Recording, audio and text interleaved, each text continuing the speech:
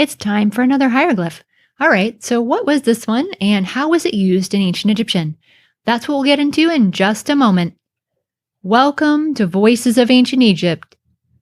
If you're new here, I'd love it if you click subscribe and ring that bell so you don't miss future videos like this one.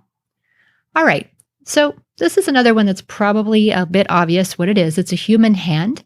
So how was it used in ancient Egyptian? This one is another one that represents just one single sound, one consonant sound, and that is like similar to our letter D, so a D sound. Now, since it is a single consonant sign, it of course is extremely versatile, as I've mentioned with other such signs. So you could spell a whole ton of different words with this one, but I'll give you just a couple of examples. So for example, you could write the word for to taste, which is dep. Or you could also write a word that's actually pretty common in Egyptian, which is depet, the generic word for boat.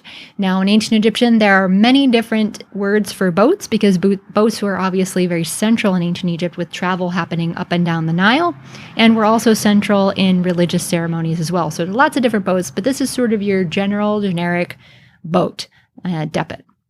All right, I'll see you in the next video.